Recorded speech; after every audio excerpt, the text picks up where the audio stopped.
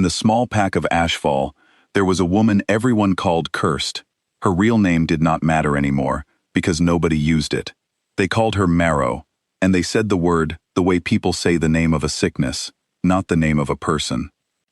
The story about her was old, but people still told it. When she was 6 years old, a wild wolf attacked the watchtower at the edge of the pack's land. Everyone inside the tower died. Only Marrow walked out alive, 3 days later, with no wounds and no clear memory of what had happened. For one strange week after that, her eyes were not brown like before, they were gold. Then, just as suddenly, they turned brown again, and stayed that way for the rest of her life. Nobody could explain how a small child survived when grown warriors did not. So the elders of the pack decided there must be something wrong with her. They said she carried a curse, something dark that had entered her that night in the tower. From that day on, people kept their distance. Mothers pulled their children away when she walked past. Other wolves in the pack found mates by the time they were 20, but Marrow reached 24 with no one beside her, and a permanent seat at the very end of the dining table, closest to the door, as if everyone silently agreed she might need to leave in a hurry, or that they might need her to. She did not fight the story anymore. She had tried, when she was younger, to explain that she remembered nothing frightening, only a feeling of warmth before everything went dark. Nobody listened. So she stopped trying, and instead spent her days working in the tanning sheds, cleaning animal hides, a job that suited someone the pack preferred to keep at a distance. Then, one autumn day, King Rurik Vane came to Ashfall. He was the ruler of a much larger pack, a man known across many lands for his strength and his fairness. Wolves said his own wolf spirit was so powerful that other wolves went quiet just standing near him, the way a small flame settles down near a large fire. He had traveled through many packs over the years, and in each one, families had offered him their daughters and sons as possible mates. He had turned down every single one. His wolf never showed interest in anyone, no matter how beautiful, wealthy, or skilled they were. On the day he arrived in Ashfall, the whole pack gathered to see him pass, the way people gather to watch an important storm arrive. Marrow did not join the crowd. She was working, hauling hides across the yard, when his procession passed nearby. She did not even look up. Looking at kings had never done her any good in the past. But King Rurik's wolf looked at her. And then it stopped walking. Rurik felt it happen inside his own chest before he understood what it meant. His wolf, a creature that had never once reacted to any of the many people offered to him over the years, suddenly planted itself still, like a stubborn animal, refusing to take another step forward. Her? His wolf said, not a question, not a suggestion. It was certain. Rurik stopped the entire procession, right there in the middle of the road, just to look again at a woman scraping fat off a deer hide. She did not stop what she was doing. She did not even notice him watching. Word of what happened spread through the pack quickly, the way bad news always travels faster than good news. By evening, everyone in Ashfall had heard that the king's wolf refused to move, that he had stared at the tanning sheds for almost an hour, and that people were already whispering the word nobody wanted, attached to Marrow. Mate. Marrow heard it from Ione, the woman who managed the tannery, and who enjoyed sharing gossip more than she enjoyed being kind.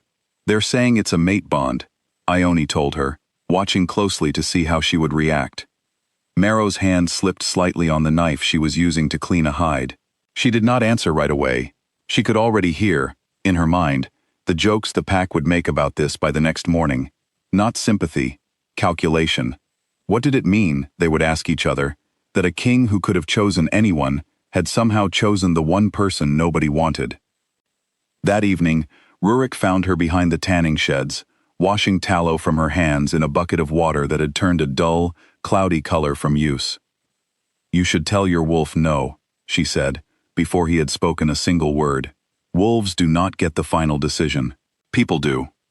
My wolf has not been this certain about anything since I was 19 years old, he said quietly. It did not sound like a boast. It sounded more like a confession. I am not sure how to argue with it. Then learn quickly, she said, drying her hands on her apron. She turned to walk past him, but he raised his hand, not to grab her, only to offer something, a small pause, a chance for her to stop if she wanted to. Something about the careful distance in that gesture made her pause anyway. They call you cursed, he said. They call me many things. Cursed is simply the one that stayed.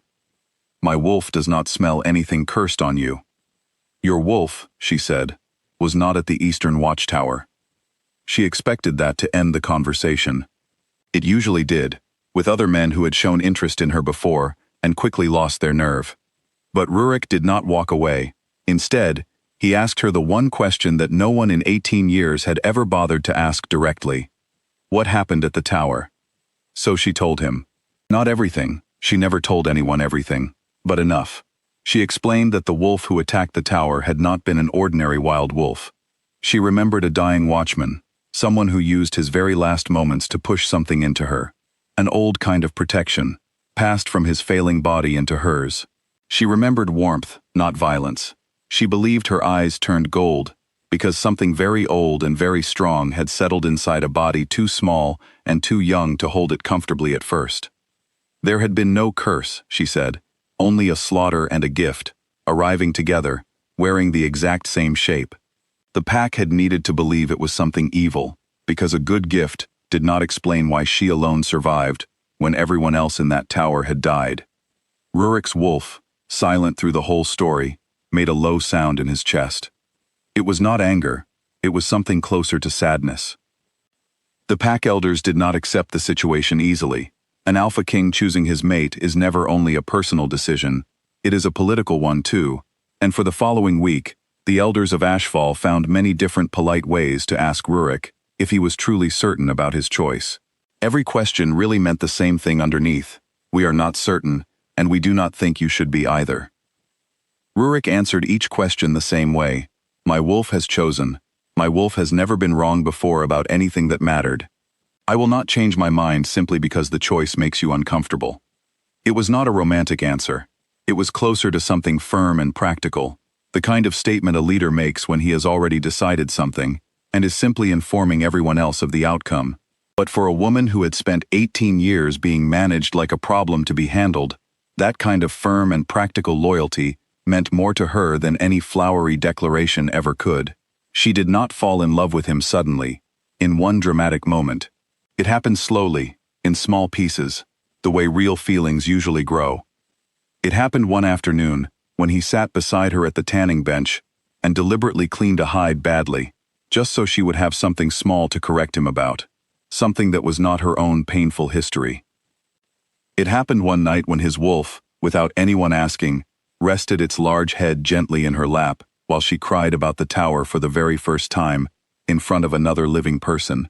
The wolf simply stayed there, warm and patient, asking nothing from her except that she allow the moment to happen. Mostly, it happened because of something she slowly began to notice was missing. He never once asked her to prove that the curse was not real. He had already made his decision. His wolf had already made it for both of them, the very first time it refused to walk another step away from her. And Rurik, despite his crown and his long history of an unmoved wolf, turned out to be a man who trusted his own instincts far more than he trusted a room full of nervous elders. The gold returned to her eyes only one more time, on the night she stood at the gate of Ashfall, and finally allowed the old protection to surface on purpose instead of by accident. She called it up the way a person finally uses a gift they had spent their whole life apologizing for having. The very same pack that had spent 18 years calling her cursed watched golden light surround her as she helped defend their home, and they understood, all at once, and much too late, exactly what they had been afraid of the entire time. It was never a curse. It was something they had never deserved and had failed to recognize, even while it sat quietly at the far end of their table, cleaning deer hides, closest to the door. Rurik's wolf did not react with any surprise to the golden light. It never had. It had understood exactly what it was looking at from that very first afternoon, back when everyone else in Ashfall was still using the wrong name for her. They did not have a large or fancy wedding. Rurik asked her plainly, the same direct way he approached everything in his life, with no music, no performance, only the same calm certainty he had used with his own elders. My wolf will not change its mind, neither will I. Marry me. You could have chosen anyone, she said. It was an old habit, one final check before she allowed the door to close behind her for good.